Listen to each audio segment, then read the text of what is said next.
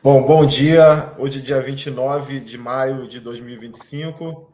Estamos aqui no Imagina Lab, laboratório de pesquisa em educação, imagem e natureza. E vamos conversar com o Charbel El-Rani, que vai falar um pouco da sua trajetória. O Charbel é professor titular da Universidade Federal da Bahia. Ele vai contar um pouco para a gente da sua inserção na ciência, né, na ciência nacional e internacional. E, professor, então, palavra introdutória aí, pode se apresentar um pouco para as pessoas te conhecerem, sem a formalidade aqui Tá de legal, Nilson. Rafael.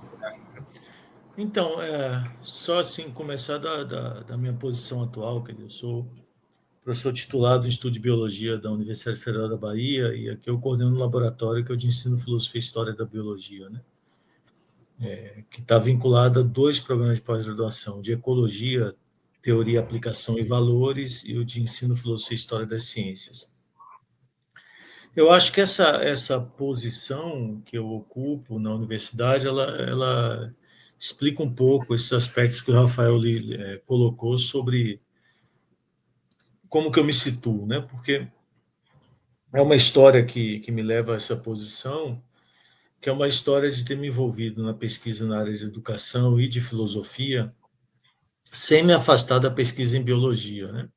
Uhum. Então, desde do meu mestrado, doutorado e depois com o começo das atividades do laboratório, eu nunca entendi essas áreas como áreas que se oporiam ou que eu precisaria romper com a biologia para poder estar fazendo um trabalho em filosofia e ensino de biologia. Ao contrário,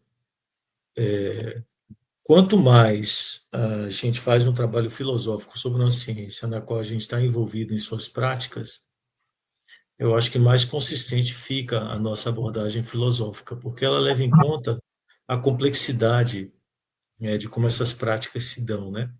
Se a gente olhar, por exemplo, a própria história da filosofia da ciência no século XX, ela tem um começo em que ela é muito focada em uma filosofia de gabinete, né, que desenvolve uma lógica da ciência, sobretudo pautada na física e na química, e daí aplica isso no conjunto de prescrições sobre como é que a ciência deveria funcionar, né? Aí, com a virada historicista na década de 60, essa maneira de trabalhar ela é invertida, né, e se passa a considerar que a gente deve fazer filosofia da ciência junto com a história da ciência, e, portanto, já não é um trabalho em que eu prescrevo a partir da lógica, mas qualquer prescrição de como a ciência deveria funcionar deveria seguir do entendimento da sua história. Mas ainda nesse momento, o estudo recai muito sobre teorias enquanto entidades bastante abstratas, né?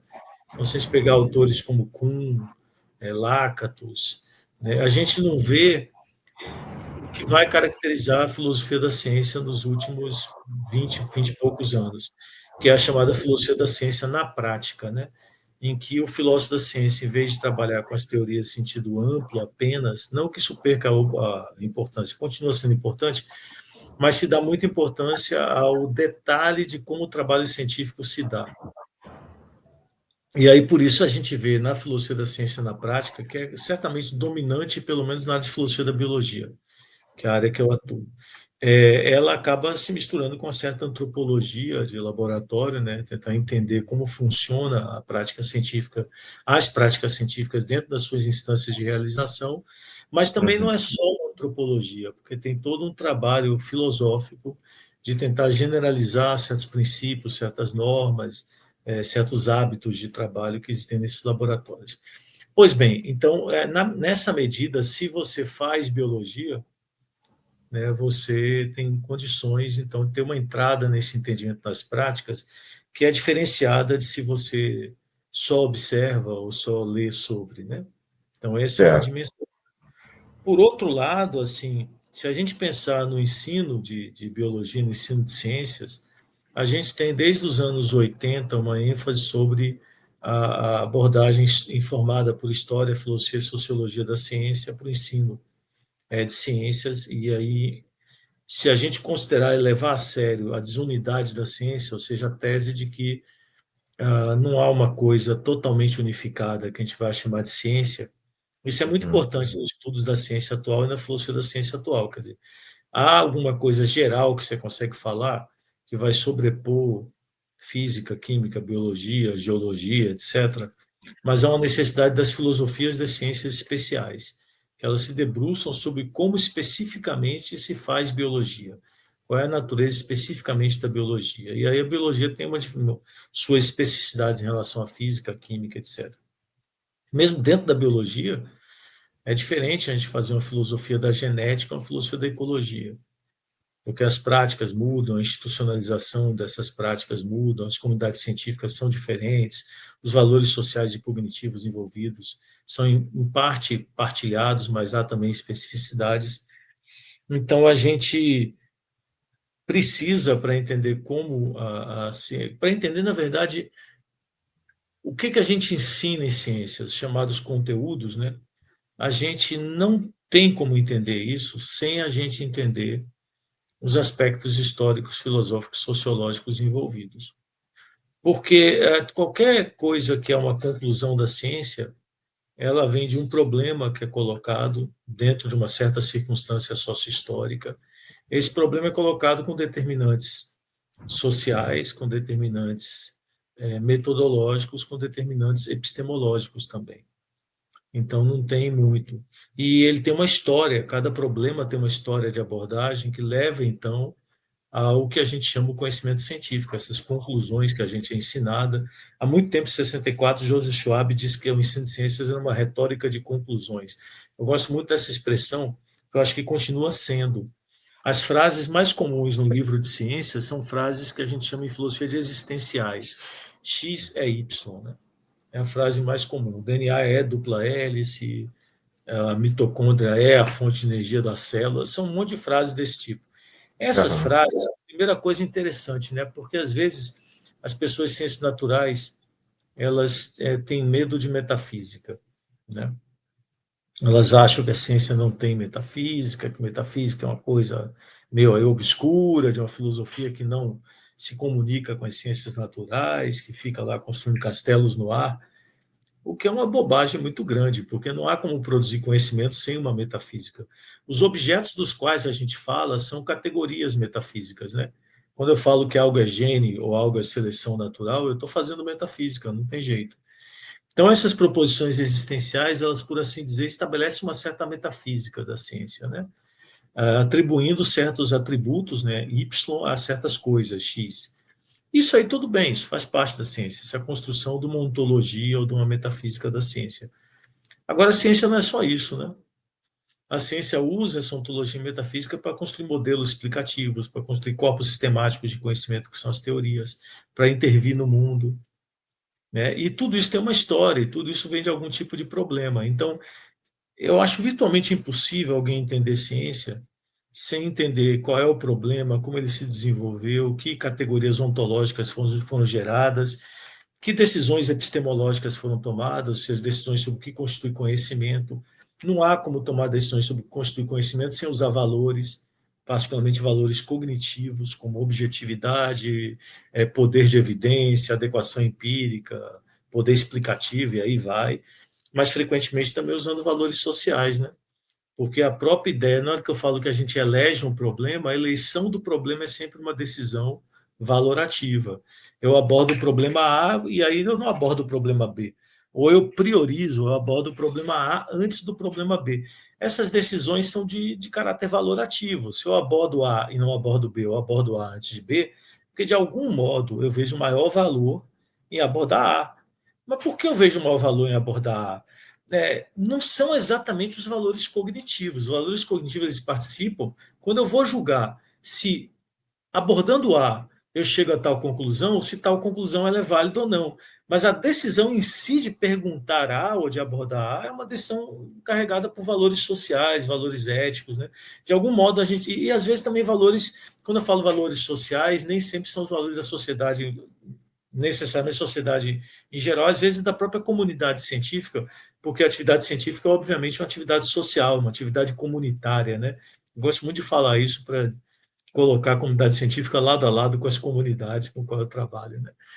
Então, a própria visão de educação científica, ela também, na hora que a gente tenta entender não apenas como ensinar a ciência, mas ensinar como a ciência funciona, Estar fazendo ciência é interessante. E aí eu vou fazer uma certa crítica a certas coisas que falam na nossa própria área sobre ciência. Então, às vezes, são coisas tão assim generalistas e abstratas e não estão capturando realmente como as comunidades científicas operam. Vamos pegar um exemplo que é o meu preferido. Todo cientista natural é positivista, né? Primeiro, assim, o que é positivismo? Às vezes as pessoas não conseguem nem elaborar o que seria esse tal desse positivismo, né? Eu não sou um positivista, embora às vezes as pessoas achem que eu sou, porque eu sou um pragmatista. Os pragmatistas perguntam sobre a base empírica das coisas também, como as coisas se fundamentam na experiência.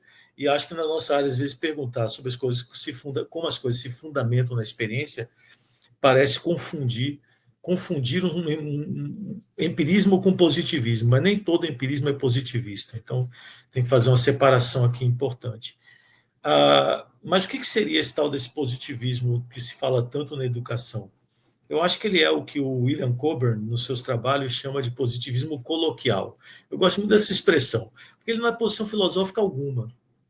Não existe na história da filosofia. Ela é uma posição que é um certo sentimento generalista assim, sobre como é que o cientista natural pensa. E aí vem uma ideia de que é realista, né? Há um certo realismo, frequentemente um realismo ingênuo, que você tem um grande apelo aos dados, como se os dados não fossem carregados de teoria e fornecessem decisões assim cruciais sobre o que aceitar e não aceitar sobre o mundo. Vem carregado também de certas posições políticas, por exemplo, positivistas usualmente são pessoas conservadoras, né? Colocam as ciências naturais acima das ciências humanas, sociais, tá? Não vou citar tudo, não, mas acho que é mais ou menos por aí. Tem um apego aos dados quantitativos, né, da preferência ao dado e aos métodos, portanto, quantitativos em relação aos qualitativos. Não tem nenhuma posição filosófica que é assim, né? Então, se eu pegar o positivismo lógico, eles são todos, eram, né? O positivismo lógico é uma corrente que não, não existe mais, né? Mas estabeleceu a agenda da filosofia do século XX, então é super importante, né? O filósofo mais próximo do positivismo hoje é o Basman Frassen, com o empirismo construtivo, mas que não é igual ao positivismo lógico. Mas os positivistas lógicos eram todos marxistas de esquerda. E eles queriam revolucionar a sociedade usando a ciência. Então, eles eram cientificistas. O que eu quero dizer com isso? A gente tem que se afastar dessas abstrações. A gente tem que entender no detalhe como que os sistemas de pensamento se constituem. Esses discursos super generalistas, todo mundo é positivista, todo mundo é racista, todo mundo. Esses discursos eles não fazem as distinções necessárias. A gente precisa do detalhe. Então, eu estou dando esse exemplo de positivismo lógico para dar um exemplo de como a gente olha o detalhe, as coisas são muito mais complicadas do que parece. Então, a gente tem um conjunto de marxistas que querem revolucionar a sociedade, mas são cientificistas. Porque Marx era cientificista. Pensava que a ciência seria um instrumento pelo qual o proletariado faria a revolução. Então, eles são assim. Né? Então, são posições bastante complicadas. Agora, voltando à minha trajetória, quer dizer, como eu nunca me afastei da biologia, eu acabei no Instituto de Biologia. Isso é uma coisa super legal, porque, claro, eu não conseguiria fazer projetos no campo de biologia sozinho, porque tem todos os outros projetos no campo de filosofia, de ensino de biologia, etc. Mas a gente, aqui no Instituto de Biologia da UFBA, tem uma relação entre vários colegas, com uma relação muito produtiva, muito fértil, e inclusive uma relação como devem ser as relações interpessoais ricas também. Então, dá para construir muita colaboração. Então, durante uma parte da minha carreira, eu colaborei com uma professora da genética, a professora Lília Azevedo Moreira, então, por isso que eu tenho uma série de publicações no campo da genética. Mas eu, quando voltei do doutorado, eu acabei o doutorado em 2000 na USP, e eu já era professor, né, porque eu tive essa fortuna de entrar na universidade quando eu estava acabando o mestrado. Isso não acontece mais, né? Mas é porque, na época, o Instituto já tinha uma disciplina, que é a disciplina que eu ensino, que é a disciplina de História e Filosofia da Ciência, que chama Evolução do Pensamento Científico, que havia sido criada por um professor da Física e da Educação, o professor Felipe Serpa, que foi meu orientador no final da minha graduação, E o Felipe, como era muito próximo do pessoal da filosofia, da biologia, desculpa, convenceu a biologia de que tinha que ter uma formação humanística, tinha que ter uma formação filosófica. A disciplina entrou como uma disciplina obrigatória, mas o projeto do Felipe sempre foi assim: ter alguém que fosse formado na biologia, que fosse assumir essa disciplina, porque ele era uma pessoa da física, então ele considerava que era necessário isso. E aí aconteceu uma oportunidade porque ele virou reitor. Ele era vice-reitor, mas a reitora à época ficou doente, ele assumiu a reitoria e ele acabou depois se candidatando e ganhando a reitoria. Então ele ficou 6 anos como reitor da UFPA nos anos 90, e aí ele não tinha mais como dar aula, aí abriu um concurso, aí abriu para doutor. Qual era a população de doutores que tinham formação em filosofia da biologia nos anos 90 no Brasil, no começo dos anos 90? Zero. Não tinha ninguém, né? Aí abriu para mestre, qual era a população? Zero também. Então acabaram tendo que abrir um concurso de auxiliar, que era para graduação, né? E aí eu entrei, eu já estava acabando o mestrado, então logo depois acabei o mestrado, e aí depois eu fui, né, fazer o doutorado já como professor. Então quando eu voltei em 2000 já tinha o laboratório, já existia, né? Estava andando meio devagar, porque eu estava lá em São Paulo, não estava aqui. Mas ao voltar eu já entrei no programa de ecologia, e aí eu tenho uma trajetória grande de trabalho com os ecólogos, né? E é por isso que eu publico também os trabalhos no campo da ecologia. E o laboratório em si é um laboratório interdisciplinar, né? Ensino filosofia e história das ciências, que no Brasil não é bem um campo institucionalizado, embora tenha bastante gente que trabalhe, a gente não tem uma associação, né? Não tem uma revista brasileira da área, tem poucas cadeiras em algumas universidades, é sempre uma coisa meio excepcional, assim. Então a gente pode dizer que no Brasil o campo de história, filosofia e ensino de ciência não é um campo institucionalizado. E aqui eu estou seguindo autores como Timothy Lenoir e outros, assim, uma ciência se institucionaliza desse jeito. Há uma comunidade que cria revista, que cria associação, que consegue cadeira na universidade, né?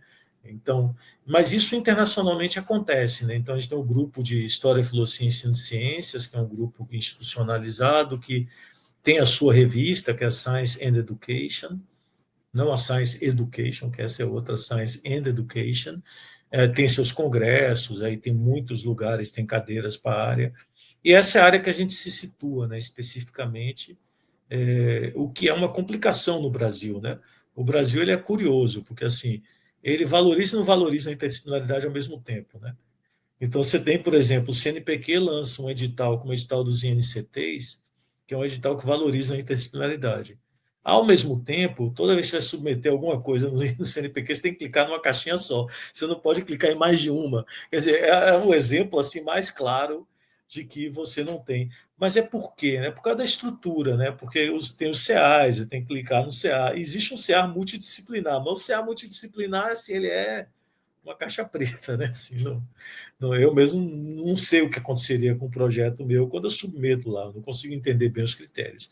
E aí, é claro, dentro do CNPq eu estou na educação, eu sou bolsista de produtividade 1A da educação. Então, é muito confortável estar na educação, porque a educação tem essa perspectiva ampla, abriga a interdisciplinaridade e tudo mais. Então, não tenho nenhum problema com isso, não. Estou muito bem situado dentro da educação, muito tranquilo e com vários intercâmbios muito legais. Tudo isso para tentar assim explicar o que a gente faz no laboratório, porque é totalmente tributário dessa história, né? Então, tem mais uma coisa para entender o que a gente faz. Assim, desde 2009 e agora acabando em 30 de abril de 2025, né? Eu coordenei projetos de grande tamanho, né? 2009 a 2015 eu coordenei um Pronex, do Programa Nacional de Excelência, com 9 laboratórios associados, e depois de 2016 a 2025, acabou mês passado, eu coordenei o INCT em Estudos Interdisciplinares e Transdisciplinares em Ecologia e Evolução. Esse é um INCT que tem 31 laboratórios associados, 250 pesquisadores, né?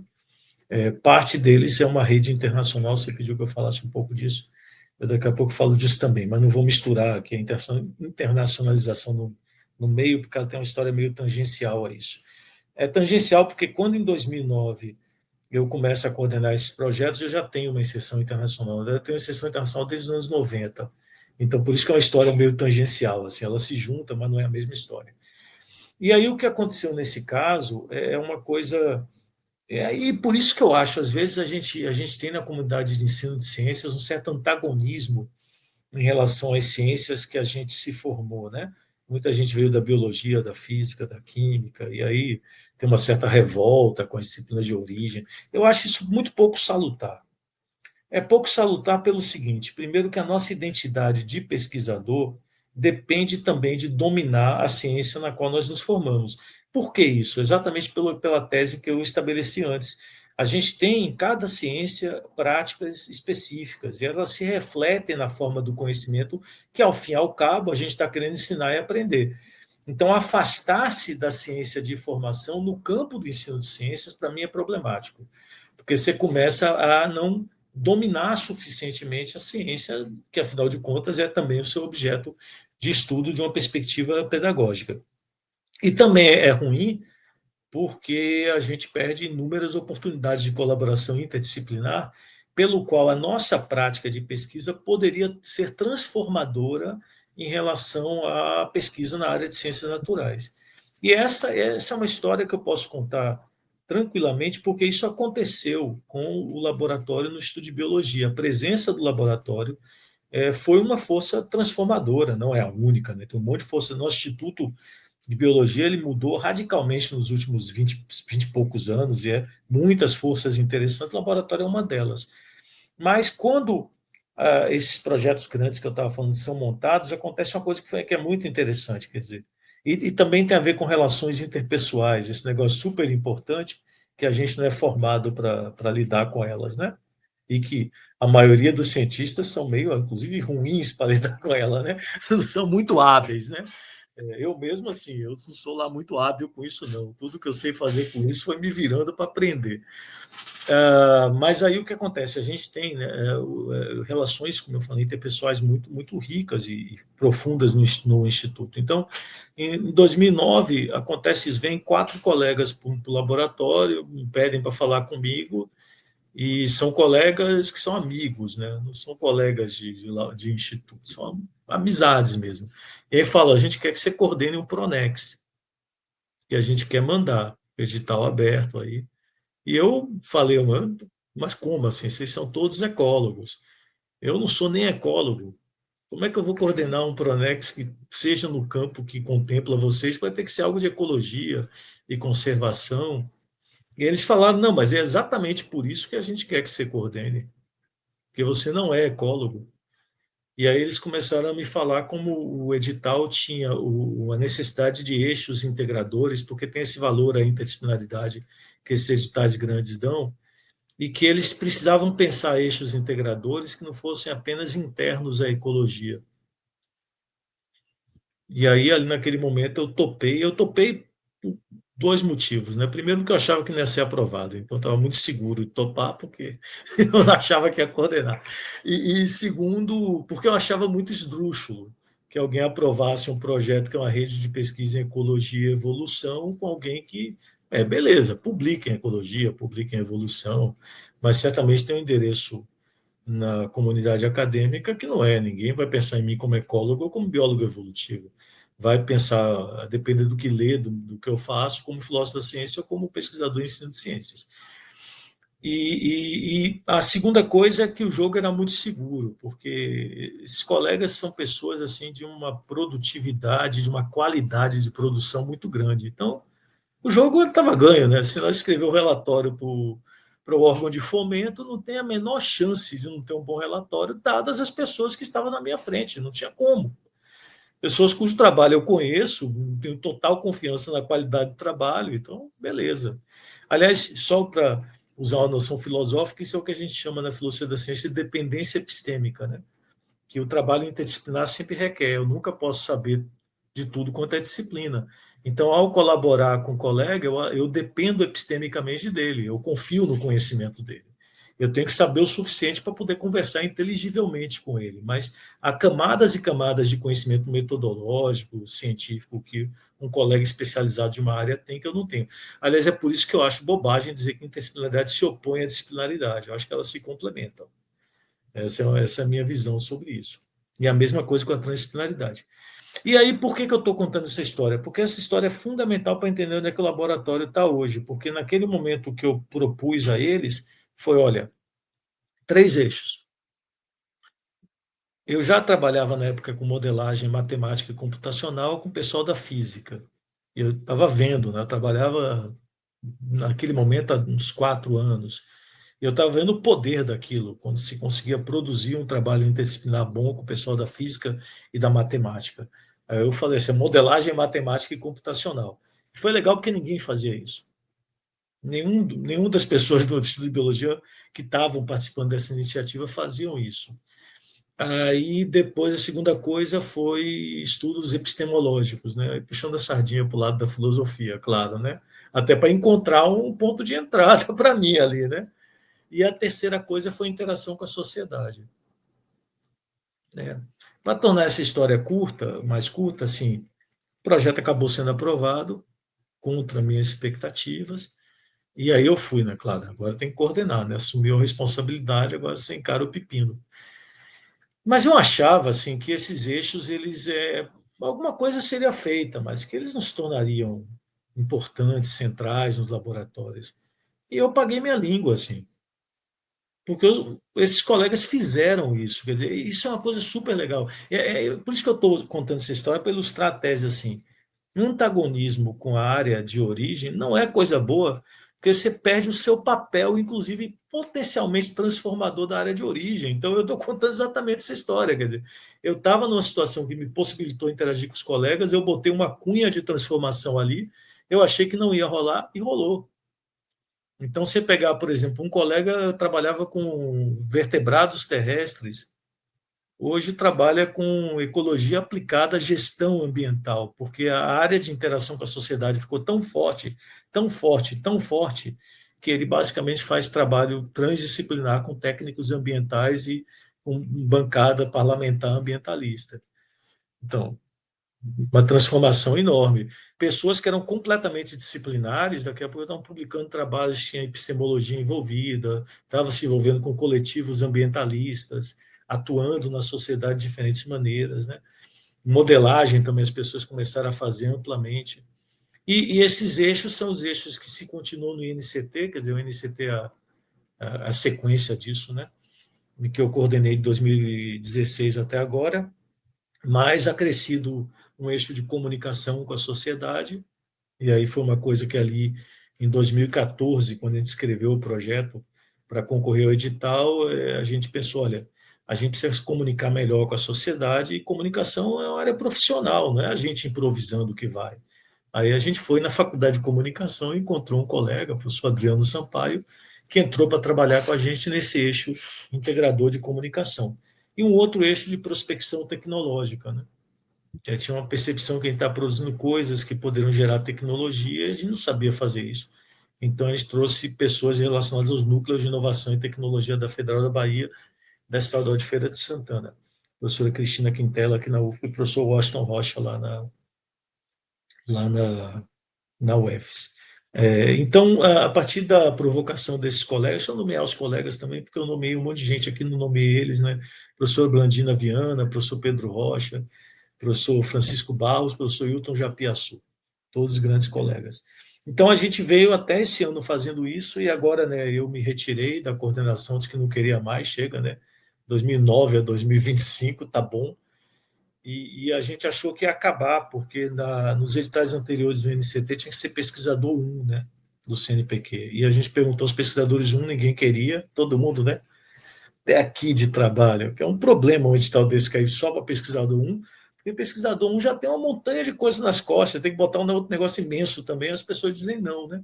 Mas aí, para nossa fortuna, o CNPq lançou permitindo o pesquisador 2, e aí a gente vai continuar o INCT, foi aprovado na chamada do ano passado, e mais 5 anos aí, com a coordenação do nosso colega Danilo Bosco, lá da USP de Ribeirão, que é um pesquisador de uma geração mais jovem, que vai agora tocar o INCT.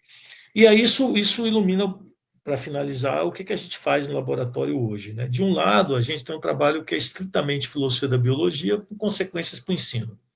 Então, a gente trabalha A gente está alinhado, na verdade, eu estou alinhado desde a minha graduação com uma visão alternativa de como funcionam os sistemas vivos. Para mim, a biologia, na segunda metade do século XX, se desencaminhou completamente, ao molecularizar totalmente as explicações, a se afastar das coisas mais importantes na fenomenologia biológica. A coisa mais importante na fenomenologia biológica é o seguinte: organismos são agentes, agem como um todo, uns sobre os outros e sobre o ambiente.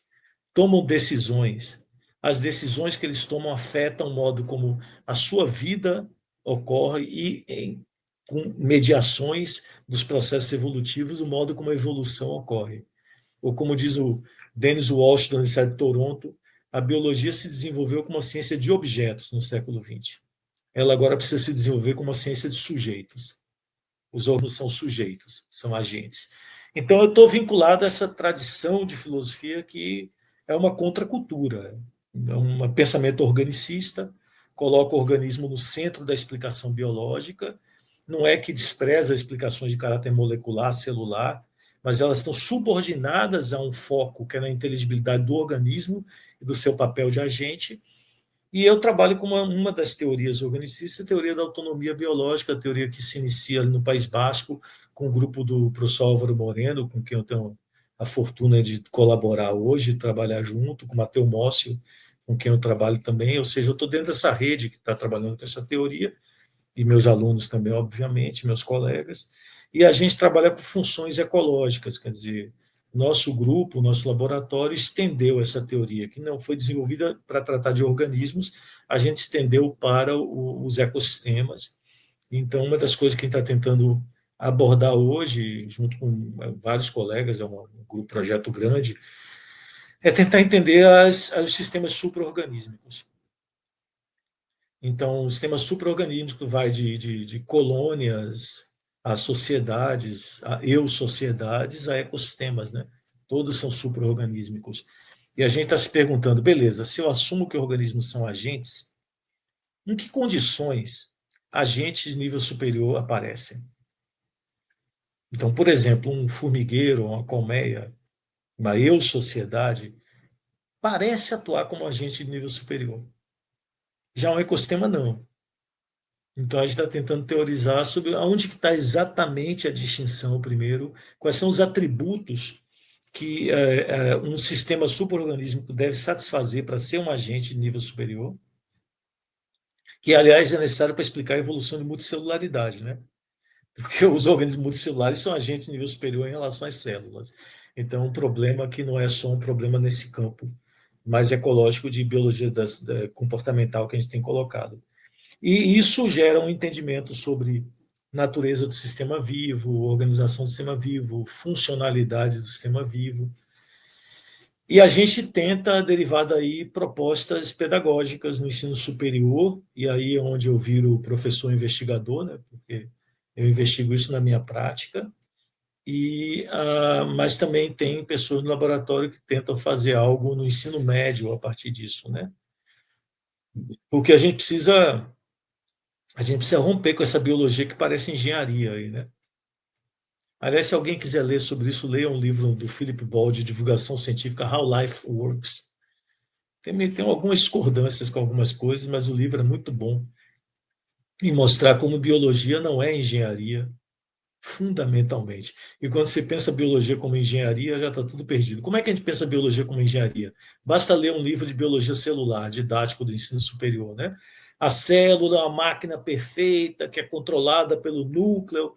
Célula não tem CPU, ela não é controlada por CPU nenhuma, e ela não é uma máquina perfeita, porque nada no sistema. Sistemas vivos nunca são perfeitos. Sistemas vivos são o que eles conseguem ser, né? Eles são apenas o que eles conseguem ser. Então, essa é uma linha, aí o pessoal fica curioso, aí faz mais pergunta que aí na discussão que a gente elabora. E a outra linha, e aí é interessante isso, as duas linhas nascem da minha graduação. Na graduação, eu fiz uma primeira parte da minha formação de iniciação científica em biologia molecular, porque era o que eu queria ser, e ali no meio da graduação me frustrei com a biologia molecular, porque eu achava que o nível de explicação estava equivocado. Então, o que eu faço pesquisa hoje responde esse incômodo da graduação. E o outro lado do laboratório, que parece muito diferente, mas tem uma relação, é sobre relações interculturais entre sistemas de conhecimento.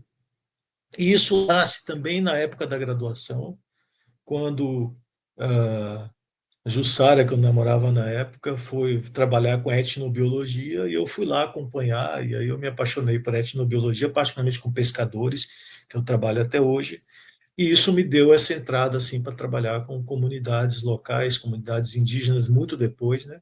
Basicamente trabalhei a maior parte da carreira com pescadores, marisqueiras, e mais recentemente comecei a trabalhar com comunidades indígenas.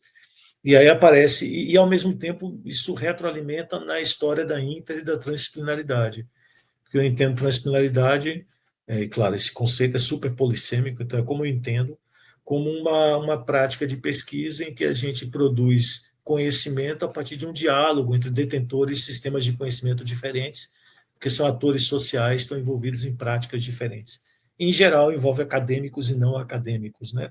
O que só quer dizer, não acadêmico só quer dizer, opera em outra institucionalidade que não é a academia, né? Não tem nenhuma ideia de que porque a acadêmica é mais legal, tá? É só porque são grupos sociais diferentes, instituições sociais diferentes. E é o que acontece quando se trabalha com comunidades locais indígenas, né? Exatamente, é um processo transdisciplinar. Então, isso foi gradualmente me levando a uma preocupação com interculturalidade. Isso aparece, a primeira publicação que tem sobre isso é ainda em 2007, com o Eduardo Mortimer, que a gente está pensando assim, como é que ensina ciências, né, de modo culturalmente sensível, né? E, claro, tudo está na esteira da reação ao modelo de mudança conceitual de Posner e colaboradores, que dizia que, para aprender ciências, o aluno tinha que abandonar suas concepções prévias e substituí-las pelas concepções científicas. Então, não tem interculturalidade nenhuma aí, né? É um cientificismo retado. Você só aprende ciências se abandonar suas concepções prévias.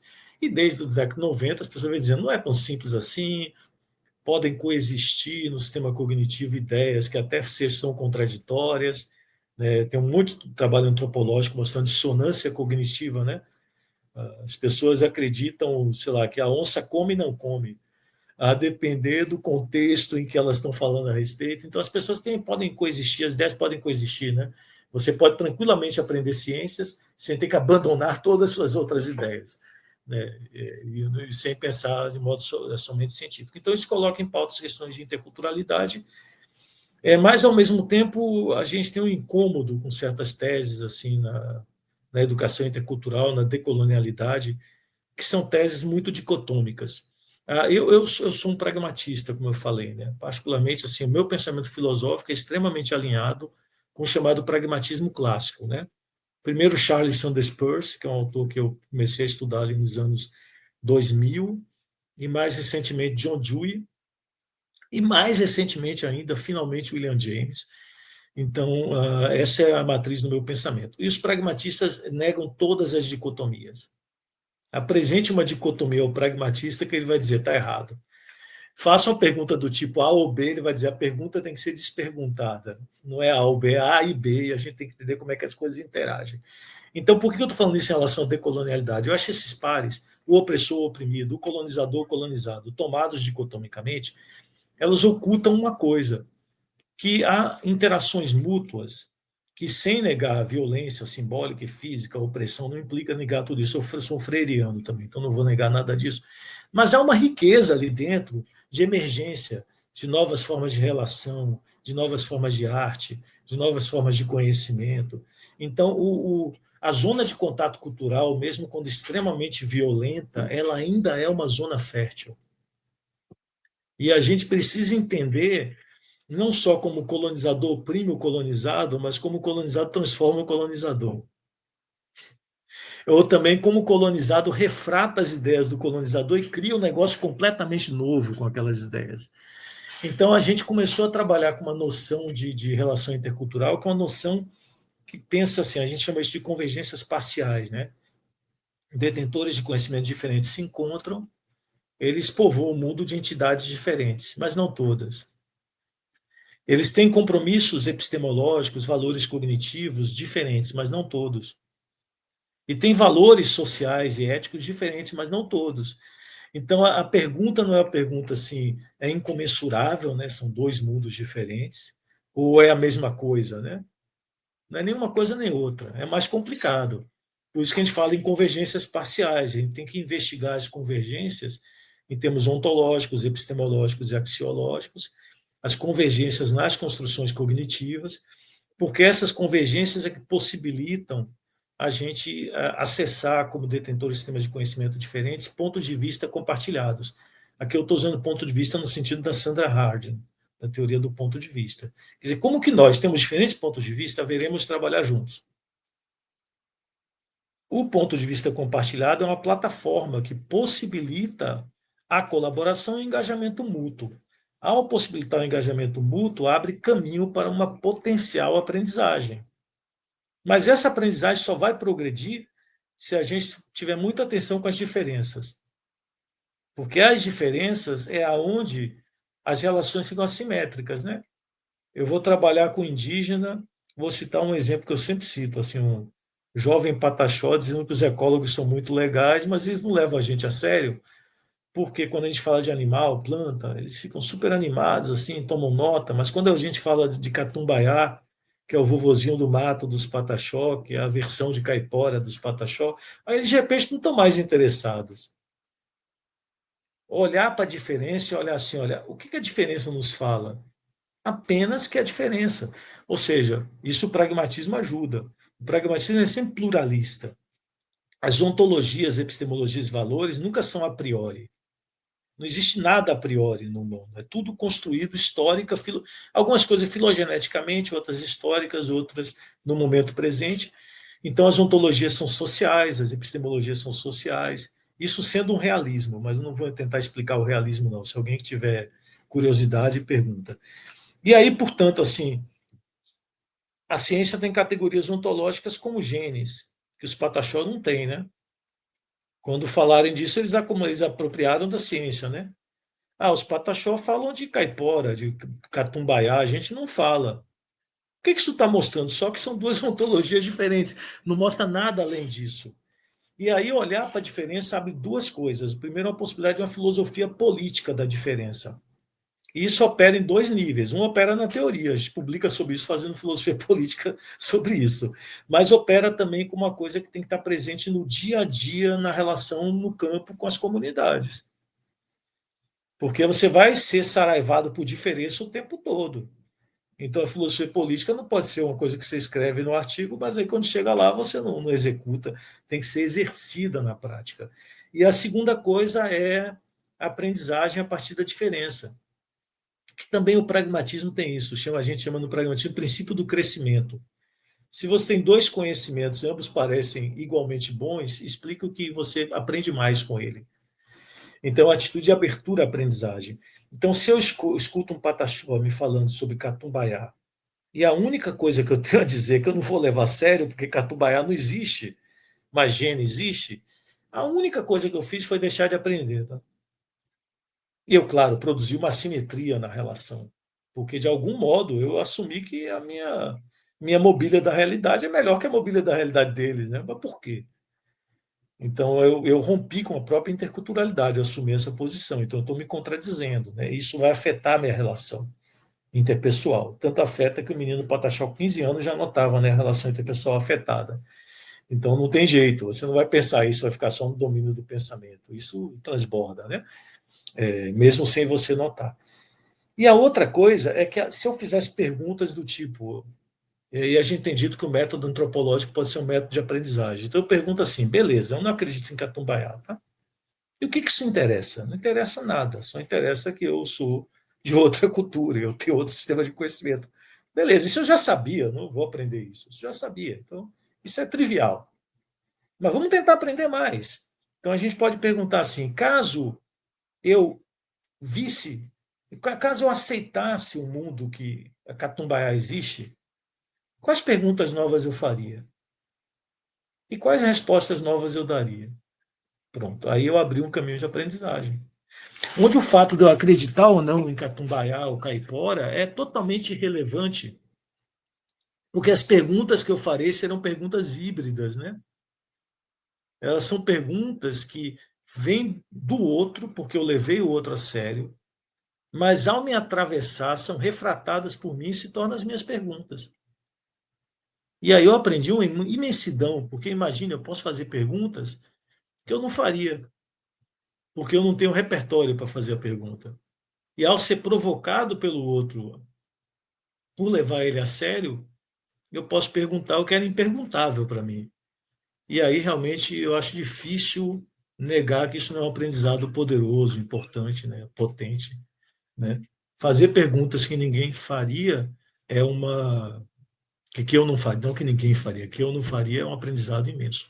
Eu acho que eu vou parar por aqui, Rafael, e aí a gente parte para uma conversa. Eu falei um bocado de coisa, espero ter provocado aí algumas reações que gerem uma discussão. Perfeito, professor, que ótimo.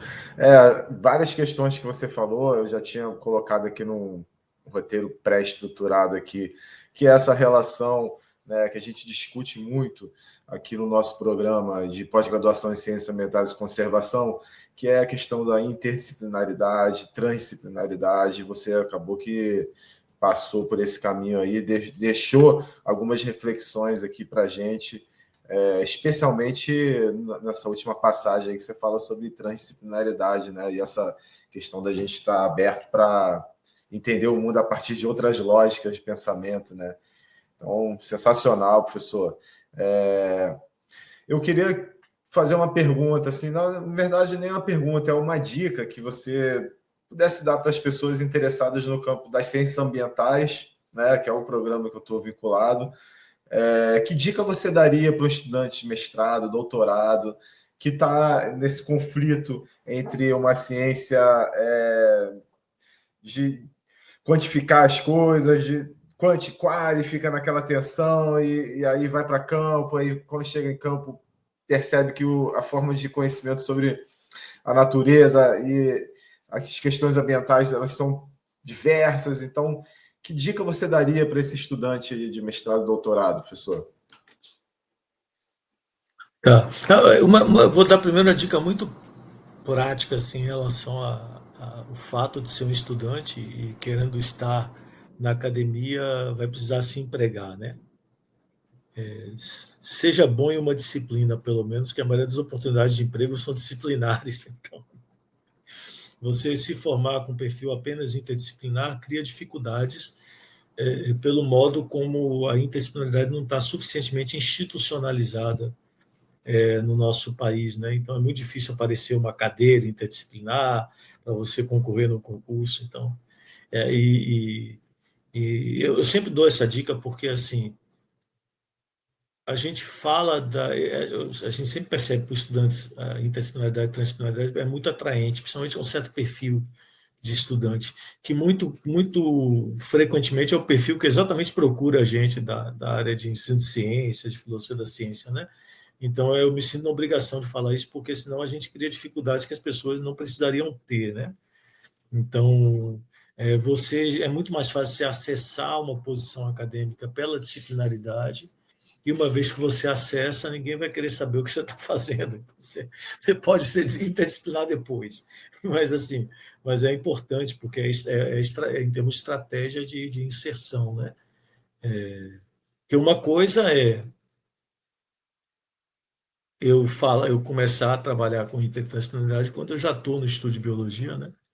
E aí está tudo bem. Outra coisa é você começar durante o doutorado e criar um perfil em que você acaba não cabendo muito bem nessas caixinhas que a academia está organizada.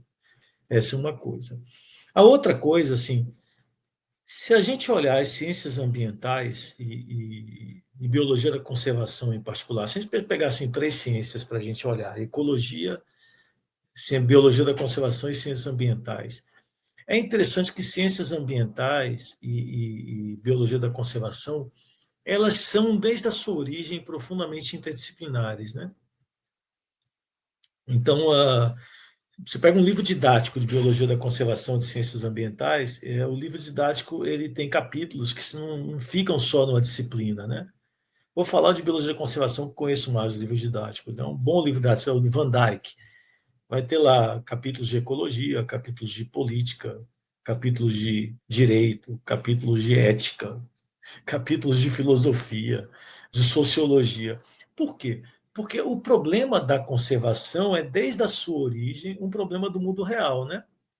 Ou seja, quando a biologia da conservação aparece, ela já aparece como ciência com a missão, como Solé falou em 1985. Então, a ciência ela tinha a missão de salvar as espécies. Então, se ela tem uma missão, a missão não pode ser disciplinar, porque o mundo em que eu conservo as espécies não é o mundo da biologia ou da ecologia, é o mundo do direito, é o mundo da legislação, é o mundo dos valores. Então, a biologia da conservação ela é um ambiente muito favorável para uma formação interdisciplinar, né? E ela virou uma disciplina, né? Ele é esse tipo de coisa que era uma interdisciplina e virou uma disciplina. Então, ela lhe dá uma entrada disciplinar. As ciências ambientais eu já não entendo tão bem. Eu, por exemplo, eu não sei se ela chega a se constituir como uma disciplina, ou ela ainda é hoje um aglomerado de disciplinas, né? Que seria o que eu estou chamando de interdisciplina. Se ela é assim, aí as entradas têm que ser mais específicas, né? Eu não posso, ciência ambiental fica coisa genérica e não tem nenhuma posição para ciência ambiental. Em biologia da conservação, não. Tem, né? Agora, se a gente olha para a ecologia é um campo super disciplinar. Vamos olhar de novo o livro didático. Por que eu estou lendo para livro didático? Por aquele motivo que o Kuhn fala, né? O livro didático ele estabelece aquilo que é o paradigma, né? A norma na área, né? E está ensinando novos pesquisadores. Então, um livro de ecologia ele é disciplinar da primeira à última página, e geralmente lá no final tem um capítulo, aqui está o humano, e aí mete o humano. Aí mete um capítulo inteiro sobre tudo que tem a ver com o ser humano. Né? Então, quem está, então, numa formação nesses campos tem que tentar entender um pouco essa geopolítica aí da disciplinaridade, da interdisciplinaridade nesses campos. Então, se eu estou indo numa formação que é de ecologia, tem que cuidar muito bem da formação disciplinar, porque as suas oportunidades serão disciplinares. Se você está no campo da biologia da conservação, você tem esse conforto de que virou uma disciplina. O campo das ciências ambientais, assim, como eu falei, eu conheço menos dele, mas ele me parece o mais desconfortável, porque ele ainda está meio assim, né, no meio do caminho, ele não se consolidou como uma interdisciplina, embora tenha institucionalizações, tem programa de pós, por exemplo, de ciências ambientais, né? Aí você pode explicar melhor do que eu, Rafael, que você está andando de ciências ambientais. Se ele é um programa que tem uma unidade mesmo assim, ou é vários programas em um, né? Porque às vezes acontece, você institucionaliza um programa e ficam vários em um, né? E aí você não tem realmente a constituição de uma institucionalização, né? Perfeito, eu acho que é isso aí mesmo. É um programa que está se constituindo ainda, não tem uma formação, né, um pensamento disciplinar, ele está no processo de construção. E é sensacional você ter falado isso, porque é isso, né? Você fala da sua posição pragmatismo e reflete no seu pensamento quando a gente faz uma pergunta, dica para estudante, é isso, seja pragmático também, né? Sim. Encontrar seu Você lugar. sabe, assim, o princípio básico do pragmatismo é o raciocínio com base nas consequências, né? Então, é disso que eu estou falando. Você toma decisões durante o mestrado e doutorado que tem consequências. E aí você tem que conseguir ler a experiência, ler a realidade, né? Para poder averiguar as consequências melhor. Então, se você não tem uma unidade disciplinar formada no campo de ciências ambientais, o aluno fica, né, com um pé lá, um pé cá, né? Ele está na interdisciplinaridade, mas ele tem que ter uma formação disciplinar também. Claro. Né? E aí tem que cuidar dessa formação disciplinar, para não ficar com rótulo. Como chama o rótulo interdisciplinar quando não se constitui uma disciplina? Vai dizer que você é generalista, vai falar. E aí você é generalista, quase todo concurso de universidade é especialista, não é generalista. Então você acaba não cabendo lugar, não é que não cabe lugar algum. Tem uns concursos assim, mas os lugares são pouquinhos, né? E aí a competição é um inferno, né? Perfeito, Thiago. Estou aqui com a Sinara, ela é da área de nutrição e está fazendo doutorado aqui em ciências ambientais. Tem uma pergunta aqui para você. Bom dia, Tem uma no professor. chat também depois. Bom dia, professor. Primeiramente, muito obrigada pelas suas colocações, né? Além da sua aula e compartilhar sua experiência, para mim foi um conselho muito pessoal. como o professor Rafael comentou, eu sou nutricionista, né? Me formei na UERJ, fiz o mestrado em saúde coletiva, estou realizando agora o doutorado em ciências ambientais, que é um programa que é interdisciplinar. E, no entanto, estou dando aula como professora substituta aqui no Instituto de Ciências Médicas, no Departamento de Saúde Coletiva. E aí, nesse desdobramento que o senhor falou relacionado à origem, então, a minha origem é realmente apontar para uma área disciplinar relacionada à saúde coletiva.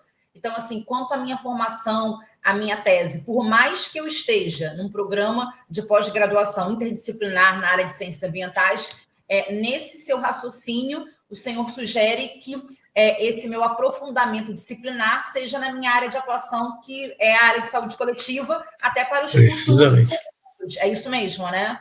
Precisamente. Porque saúde coletiva é exatamente uma interdisciplina que se tornou uma disciplina, né? Sim, isso mesmo. A saúde coletiva é super forte, super forte. Então, acho que é o seu campo seguro, né?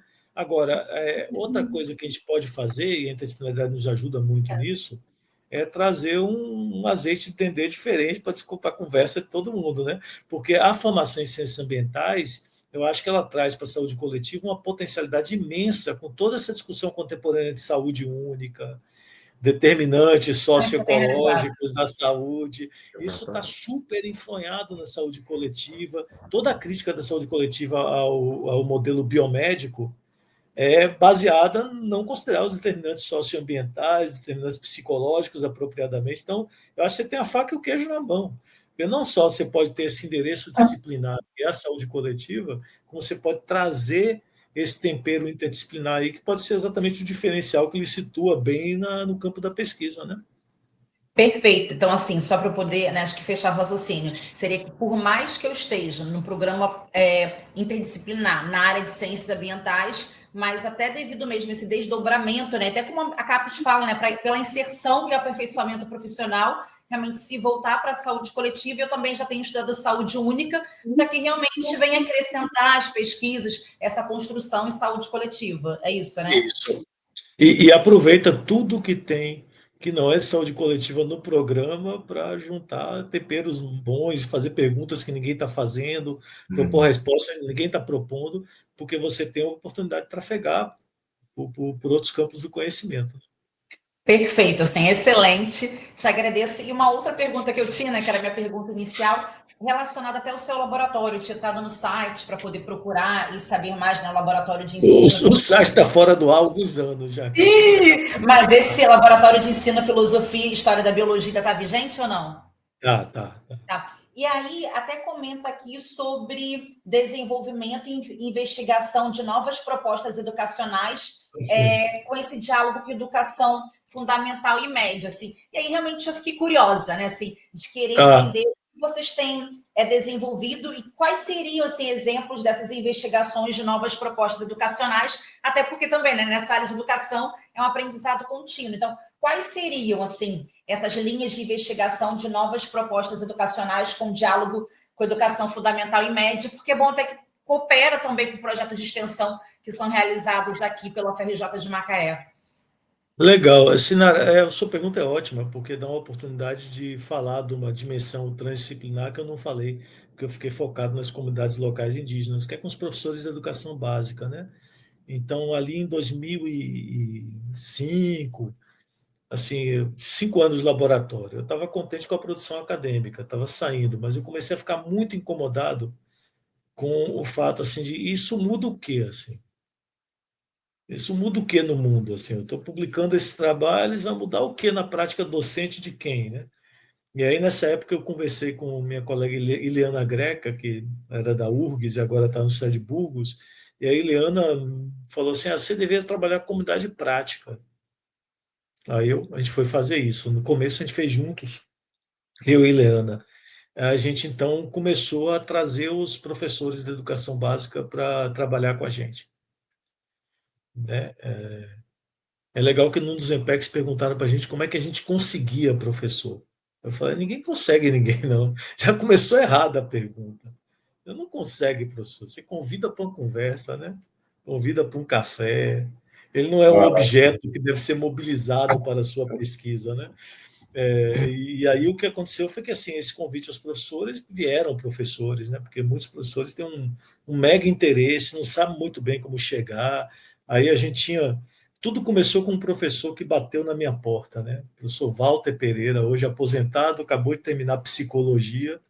Ele um dia bateu na porta do laboratório, perguntou umas coisas, e peguei o contato dele. Aí quando isso apareceu, eu falei, vou escrever para o Walter, né? É o professor de educação básica que eu conheço. Aí pronto, né? O Walter foi a porta de entrada. Ele trouxe colegas que trouxeram colegas. E aí, na época, eu era orientador da Cláudia Sepúlveda, que já era professora da UFES. A gente se juntou eu, a Cláudia, a professora Rosileia Almeida, da Faculdade de Educação aqui da UFPA. E aí a gente montou um grupo que a gente chamava de COPEC. Não me pergunte o que a sigla quer dizer. Colaboração e prática em pesquisa educacional, pesquisa, acho que é colaboração e prática em pesquisa em ensino de ciências, acho que era isso. E aí com esses professores todos. Então, inicialmente a gente tinha uma comunidade virtual, que era com prática, essa comunidade virtual virou uma comunidade presencial, e aí a gente começou a fazer coprodução de conhecimento. Qual a pergunta de pesquisa? Não é a gente que decide, o pesquisador. É o professor que traz a pergunta, a gente vê como relaciona. Então a gente começou, a gente faz isso com as comunidades também, né? A gente tem uma certa coisa interessante. Você começa a responder perguntas das comunidades e as perguntas que você queria fazer, de repente você não consegue mais responder, porque é tanta pergunta que você faz. E aí, claro, tem a questão de como é que eu transformo uma pergunta de pesquisa, que às vezes não é uma pergunta de pesquisa. Então, professor, eu quero ensinar fotossíntese melhor. Isso não é uma pergunta de pesquisa, isso é uma pergunta de desenvolvimento profissional. Mas não é um pouco óbvio que quem vai ter pergunta de pesquisa é pesquisador? Então, como é que eu vou pedir para o professor, para a comunidade, fazer uma pergunta de pesquisa? Eles só vão fazer perguntas. Quem tem que suar a camisa para fazer virar pergunta de pesquisa é o pesquisador, né? Então, naturalmente, é isso que acontece. Mas aí, quando você tem um grupo colaborativo, o que, que acontece? Na comunidade prática, ela é uma das coisas que acontece, o engajamento mútuo vai gerando um repertório compartilhado, né? Então, de repente, a gente que é pesquisador começa a entender mais quais são as perguntas que interessam aos professores. Os professores começam a entender como é que aquela pergunta que ele faz pode ser falada nessa linguagem que os pesquisadores falam, que é a pergunta de pesquisa. Então, a gente teve essa primeira experiência no COPEC, que foi super legal, e aí é legal porque o COPEC criou as condições para a sua dissolução. Por quê? Porque os professores começaram a se apropriar das coisas, né? Foram para o EMPEC, no EMPEC eles ficavam chocados, viravam para mim, Chaba, como esses pesquisadores falam mal dos professores. Foi horrível, né? Horrível. É por isso que eu incorporei no laboratório assim, olha, é o seguinte, não fale mal de professor, não, entenda as condições que levaram a certa coisa. Você situar no professor, sei lá, a gente fala dessa nova biologia, quem fala, o professor de biologia vai lá, minha professora da minha filha ensina lá que o núcleo é o centro de controle da célula, do ser vivo, de tudo, né? É culpa do professor? Claro que não, pô, ele foi formado desse jeito, está no livro didático. Então era interessante essa reação afetiva dos professores. Os caras não falam mal de professor. A gente deveria trabalhar junto com eles, né? E pô, tem outro princípio ético no laboratório, é assim, se você não vai fazer nada sobre um problema, não diagnostique, não. E ficar diagnosticando o problema dos outros é a coisa mais confortável que a academia pode ficar, né? A gente está aqui no nosso jogando pedra no telhado dos outros. O autor livre didático isso, consultor do currículo aquilo, processo de avaliação do MEC aquilo, o professor aquilo, e a gente confortavelmente só lançando pedra no telhado dos outros. Pô, não, peraí. Você só tem direito de lançar pedra no telhado do outro se você ficar embaixo para receber o estilhaço. Aí você pode, mas de fora, não. O que tem a ver com a história de engajamento mútuo, né? Então, o que aconteceu com esses professores? Eles começaram a entrar em mestrado, do mestrado seguiram para o doutorado. E aí o que acontece? Mestrado e doutorado é o contrário de uma prática colaborativa, né? A pessoa tem que fazer a sua tese, a sua dissertação, ele é autor do negócio. Aí, na medida que o grupo teve sucesso, porque as pessoas foram se apropriando e acessaram a academia, e legal, não viraram acadêmico, não. Voltaram para a sala de aula. Tá? O pessoal todo está na sala de aula, depois de acabar o doutorado. E estão de volta, porque eu acabei de criar uma comunidade nova no laboratório. E aí foi super, e aí esse sucesso minou o COPEC, porque aí vamos reunir para trabalhar colaborativamente, um com a escola do outro. Ah, não dá, porque meu mestrado, meu doutorado. Criou as condições objetivas da sua dissolução. Então, ali por 2015, Em 2015 isso se foi, né? Aí o que aconteceu? Foi um momento em 2015, 2016 que a etnobiologia era uma linha secundária no laboratório e virou uma linha principal, assim. Então a gente foi trabalhar com as comunidades pesqueiras. Aí a gente montou outra comunidade prática. A gente está em 2 comunidades trabalhando há 10 anos, que chama Siribim e Poças. Então, nessas comunidades, desde quando a gente chegou lá em 2016, a gente trabalha com as professoras da escola local na comunidade prática. Então, a gente ficou com essa comunidade prática, porque era muito trabalho ali. Mas, mais recentemente, a partir desse trabalho sobre relações interculturais, eu desenvolvi uma proposta freiriana de letramento científico crítico, tá? Aí eu fui atrás de professor de novo, né? E aí a gente tem uma comunidade prática operando desde dezembro, com professores do Rio de Janeiro, professores aqui da Bahia, acho que é isso. Está entrando um professor do Ceará, e também, se algum professor daí tiver interesse, é aberto a todo mundo. E a gente está trabalhando, e aí que é super legal, várias das pessoas estavam no COPEC e voltaram, né, e estão trabalhando nessa comunidade também, a partir da sua docência atual. Então, essa é a ideia, trabalhar com os professores, e aí a gente tem umas coisas interessantes, que você faz a pesquisa e a extensão ao mesmo tempo, né? Não tem mais separação, né? Claro. É tudo junto, né? Perfeito, assim, mais ou nossa, menos muito isso. obrigada, professora, assim, pela sua explicação, assim, como eu pude aprender. E aí, só para poder realmente finalizar, os programas de pós-graduação e também as áreas têm falado muito sobre impacto social, e realmente acredito nisso que o senhor falou, sobre não tem como dissociar, né? Até o desdobramento, o desenvolvimento de uma pesquisa, mesmo que seja durante uma pesquisa numa tese, um doutorado durante os 4 anos, não tem como dissociar, né, relacionado também à extensão, né? Realmente, enfim.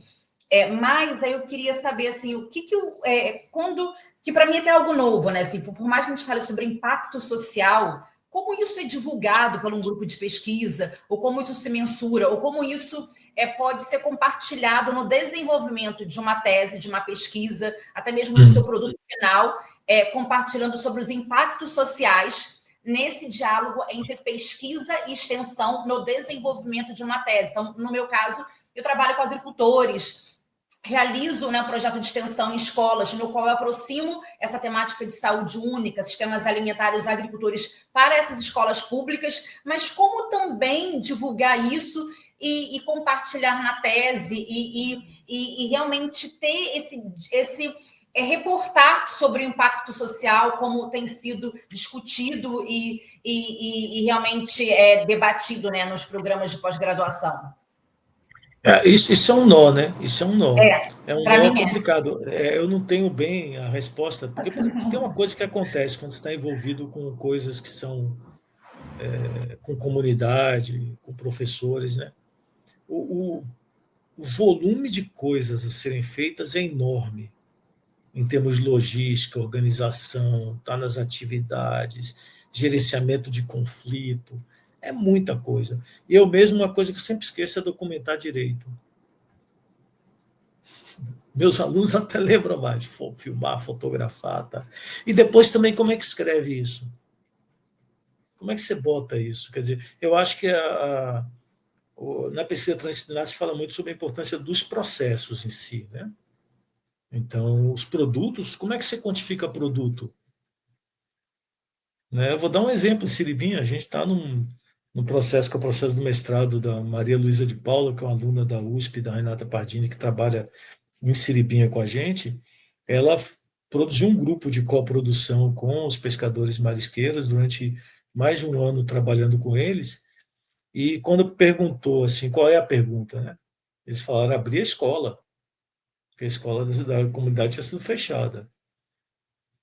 Aí o trabalho da gente é fazer uma pergunta de pesquisa com isso, né? Pergunta da Maluca, a pergunta que ela, na verdade, desenvolveu com a Renata, eu já peguei ela pronta, como que um processo de coprodução pode estabelecer sementes de auto-organização numa comunidade que tem relativamente baixa organização. Tá? Sobre isso ela vai escrever. Aí a gente começa a entender que dado que produz, né? A gente aí tem uma coisa que a gente pode mensurar, explorar qualitativamente, que é essas sementes de auto-organização. Aí a gente jogou dentro do fazer acadêmico, né? Você entende, o dado é isso, eu analiso o dado, aqui está a conclusão, tá? Aí beleza, a gente conta essa história. Mas tem tanta coisa a mais que aconteceu. que não vai caber em lugar nenhum, quer dizer, como é que relata isso? Porque é uma narrativa, uma história. Você só consegue falar isso contando a história. E aí a história é super bonita, porque no final tem uma comunidade que conseguiu abrir a escola, conseguiu pressionar a prefeitura, a escola está aberta, foi aberta esse mês, inclusive, né? E abriu sem criar conflito com as professoras que não queriam estar em duas escolas, porque tem muita turma muito seriada, etc. Abriu como EJA, abriu como reforço escolar e abriu como preparação para o Enem. E aí já está tendo aula, né? Então, nesse caso, a gente consegue até apontar o produto, né? A escola foi aberta. Mas tem coisas que a gente faz que, assim, qual é o produto? O produto é um processo histórico que pode não chegar a lugar algum, né? Eu quero mudar uma realidade socioambiental de uma comunidade. Você vai conseguir? Quem sabe? E como é que você vai ser chamado a garantir que vai conseguir? Porque pô, é um processo social inteiro, não é o seu processo de pesquisa. Então, uma das coisas que acontece quando a gente trabalha transdisciplinarmente é que a gente abre mão do controle do processo em parte, né? Porque se não abrir mão do controle, não é transdisciplinar. Como é que é transdisciplinar e eu controlo tudo? Se eu controlo tudo, não é isso. Eu botei todos os atores para me servir, né? Pode até De falar uma linguagem colaboração. bonita, né? Colaboração, as palavras eu posso falar, mas na verdade está todo mundo trabalhando para mim, né? Porque se eu botei, está tudo na minha mão o controle. E nota, é isso que o processo de pós-graduação pede que a gente faça, né? É o nosso nome que está na capa. O que a gente está fazendo na transdisciplinaridade é o contrário disso. Então começa a tensionar, começa a esgarçar o tecido, né? E eu acho que o que a gente tem que fazer, como diz a Donna Haraway, vive com problema. O esgarçamento do tecido é a coisa mais legal. É dizer assim, ó,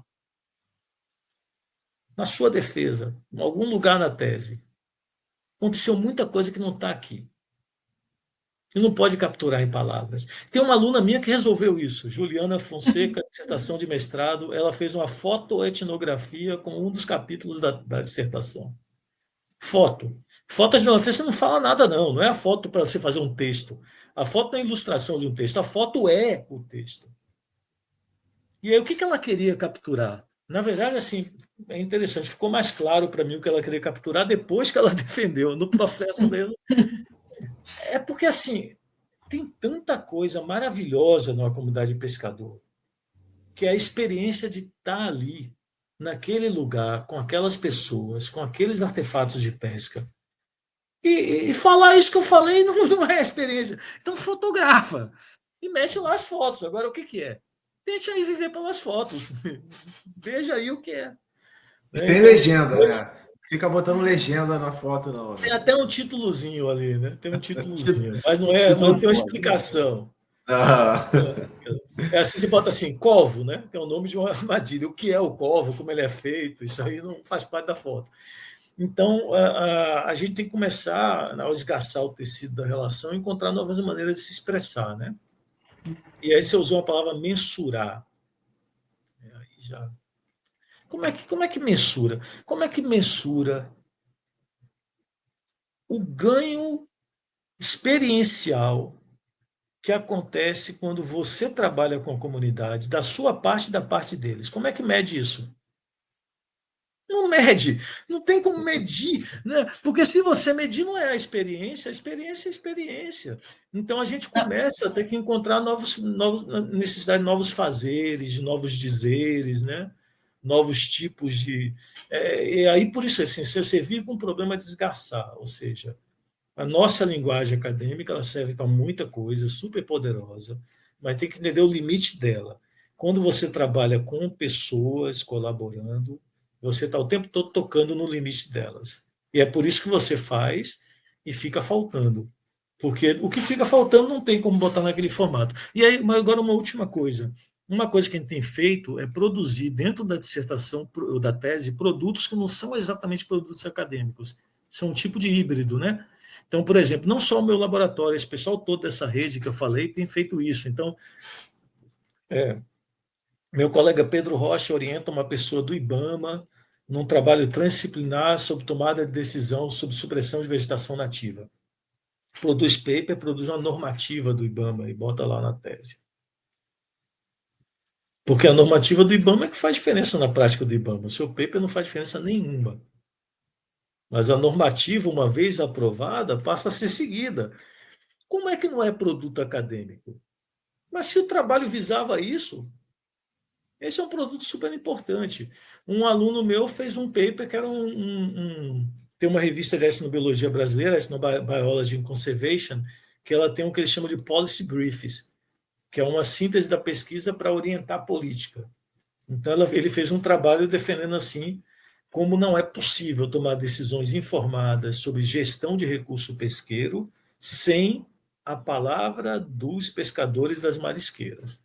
E ele mostrava, que é um artigo também científico da tese dele, que ele mostra que o período de defeso para 6 espécies não bate com o período de reprodução na área que a gente trabalha.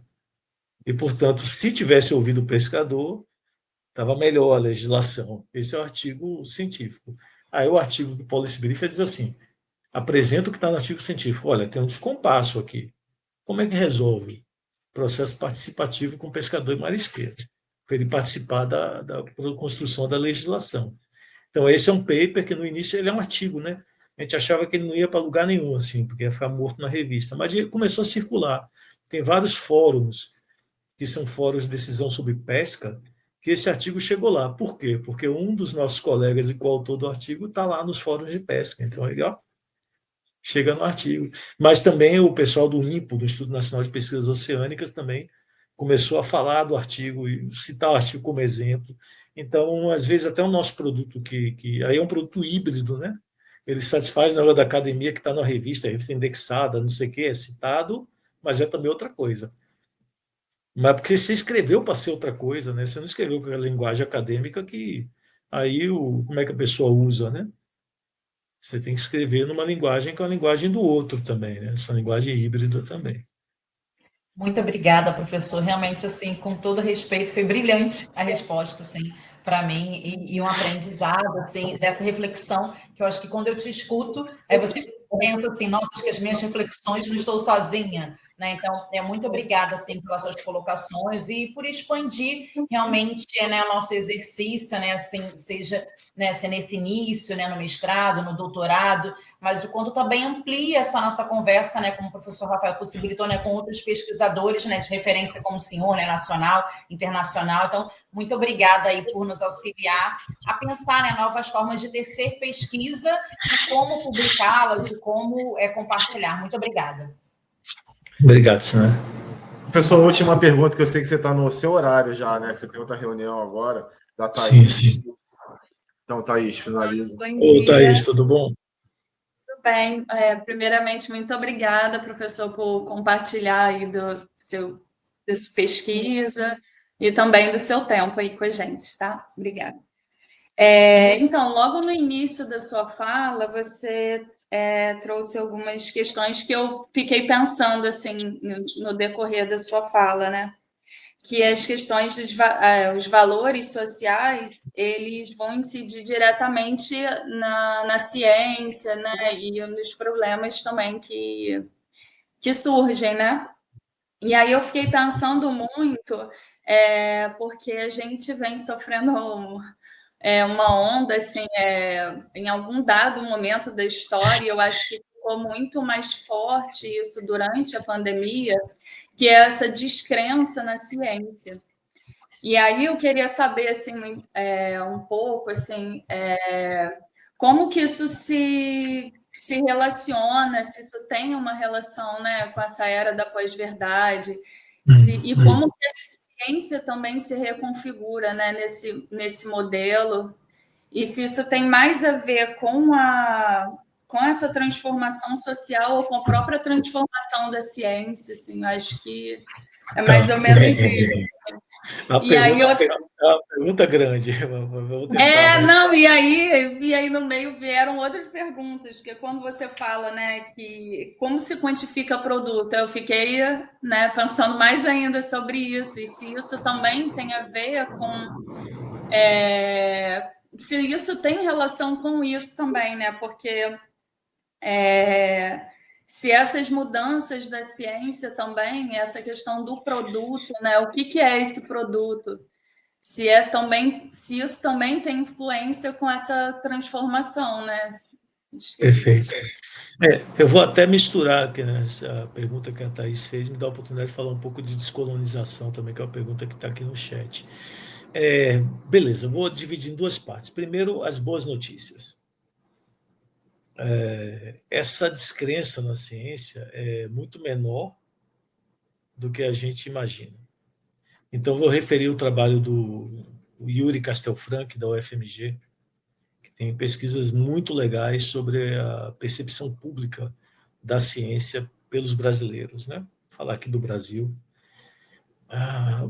Os brasileiros confiam um bocado em ciência ainda.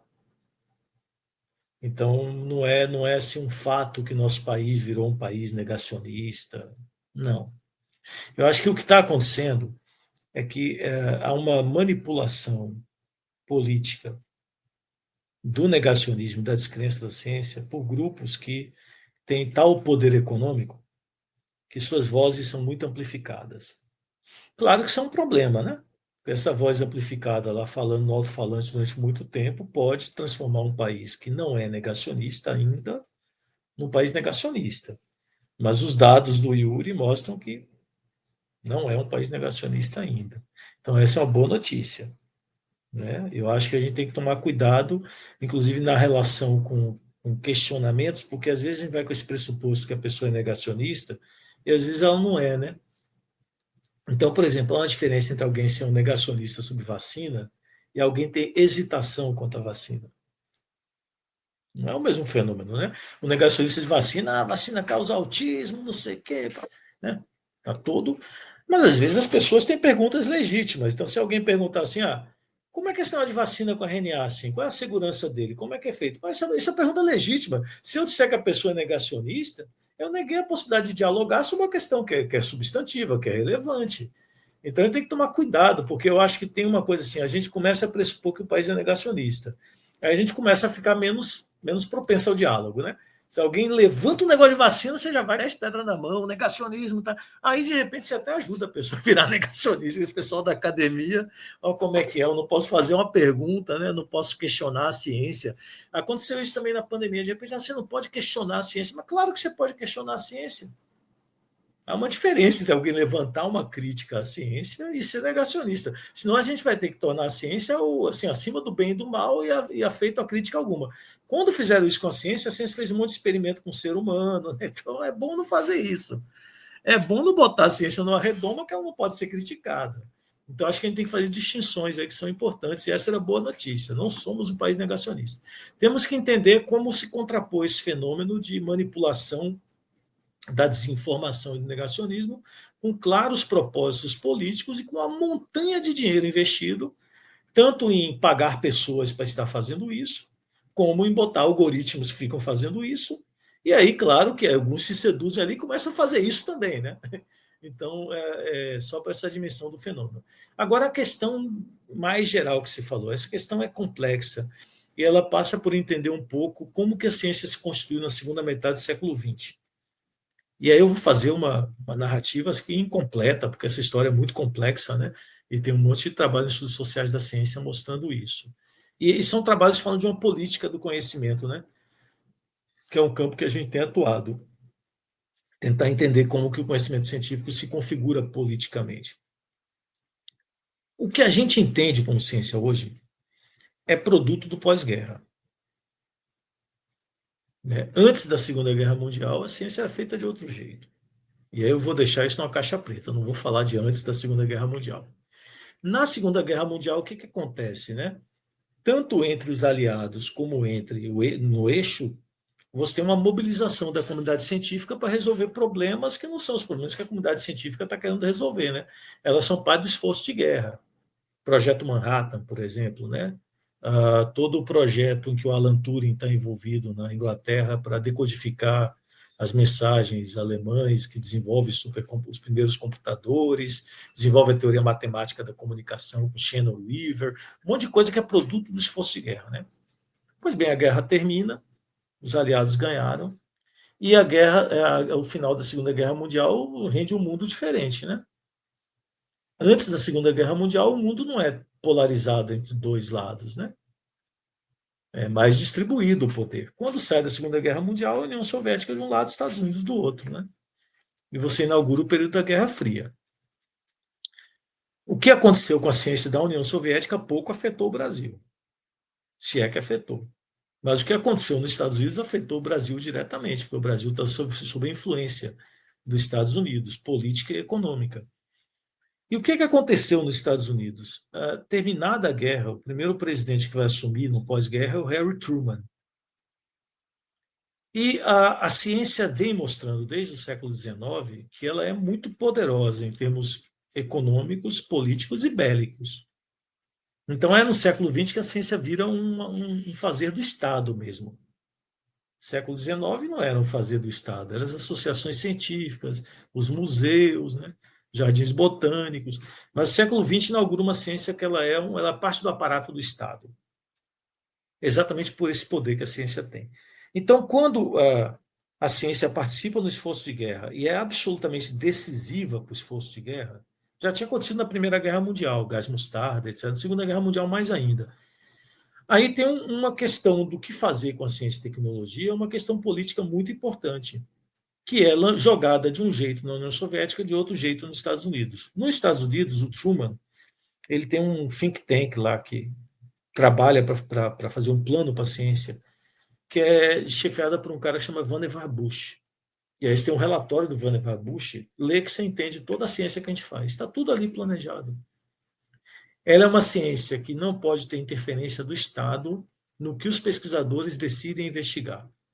Então, o Bush fala, no esforço de guerra, ele diz assim, faz uma bomba atômica, porque a gente está num estado de emergência. Num tempo de paz, deixa o pesquisador pesquisar o que ele quiser, que é assim que ele produz coisas novas, né? Novos desenvolvimentos que não estão nem pensados por alguém que faria as perguntas. Deixa eles fazerem a pergunta. Então, cria essa noção de uma ciência autônoma, né? Em que os pesquisadores fazem a pergunta. E uma ciência amplamente financiada pelo Estado. É exatamente no final da Segunda Guerra Mundial, após a Segunda Guerra Mundial, se cria nos Estados Unidos a National Science Foundation, né? Que vai servir de modelo para órgãos de fomento à pesquisa no mundo todo, inclusive o nosso CNPq, né? Que é fundado pouco depois. Então, você tem uma ciência amplamente financiada pelo Estado, mas não é o Estado que escolhe as questões de pesquisa necessariamente. Os modelos, tanto americano como brasileiro, é um modelo híbrido, né? Você tem financiamento para o que o pesquisador quiser perguntar, chama no Brasil chamada universal, né? Ou chamada de ciências sociais aplicadas. E tem aqueles editais chamados temáticos, né? Que aí é sobre gás, óleo, não sei o quê. E o dinheiro, inclusive no Brasil, vem de fontes diferentes, né? O dinheiro que financia os editais temáticos via FNDCT, que é um dinheiro que vem, por exemplo, de autarquias como a Petrobras quer que pesquise petróleo e gás. Aí o edital temático, aí a pergunta não é escolhida, ainda é escolhida pelo pesquisador, mas dentro de uma restrição maior, ou sem restrição alguma, teoricamente. E esse modelo também pede uma ciência que não tenha valores, porque a interferência dos valores começa a ser tão considerada problemática. Quer dizer, eu estou usando o dinheiro público, e aí o pesquisador decide com os valores dele, os interesses dele. Então, o Merton, que é um sociólogo da ciência da época, vai dizer quais são os valores do pesquisador: desinteresse, objetividade, neutralidade. E aí se estabelece essa noção de uma ciência livre de valores. Então, uma ciência livre de valores pesquisa livremente, autonomamente a natureza, descobre coisas novas, essas coisas são potencialmente aplicáveis. Aí elas passam da mão dos cientistas para um processo político e industrial, etc. Então, e isso dentro de uma perspectiva que como é que eu faço um processo de dominação do resto do mundo?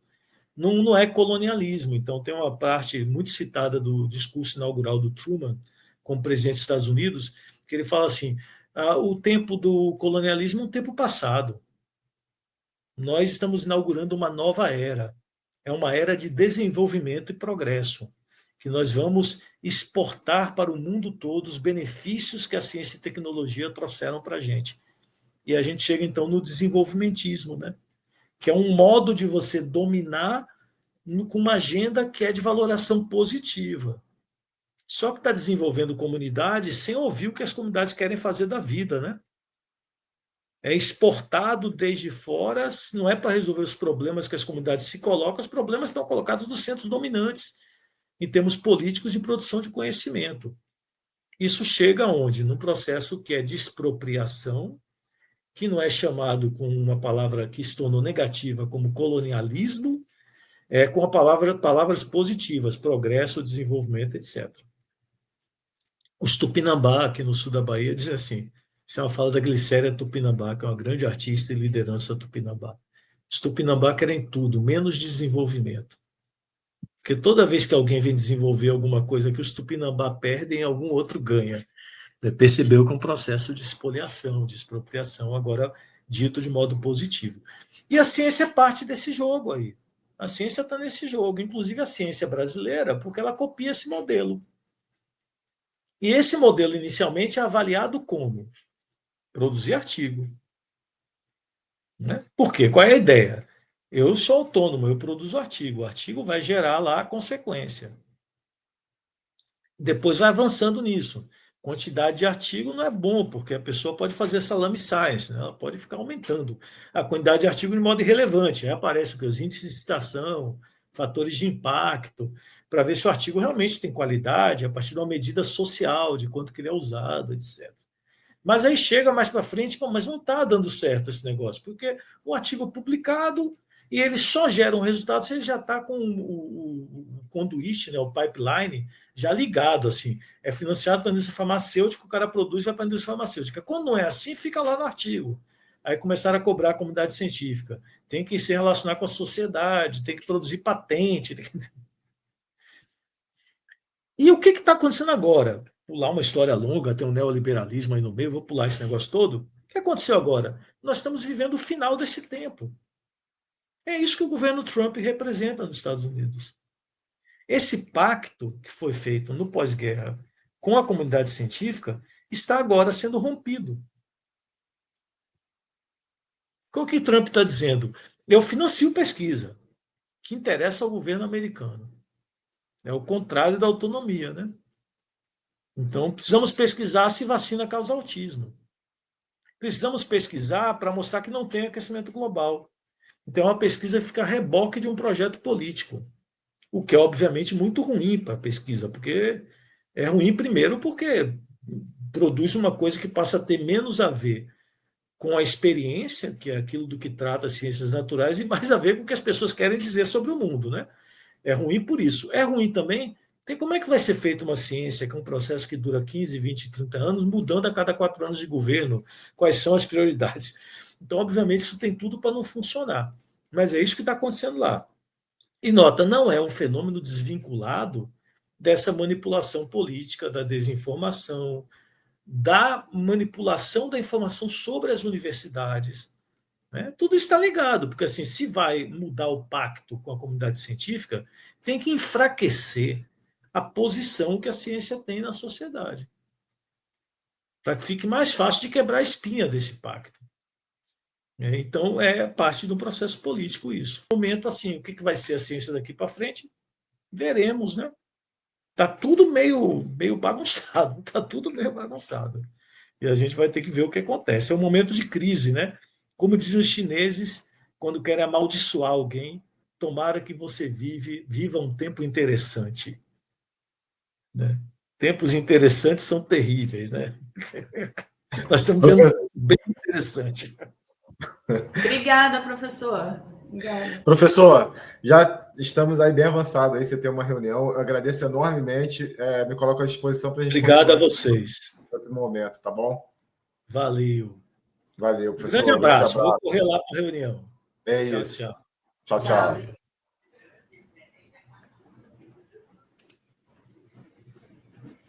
Poxa, não consegui sair.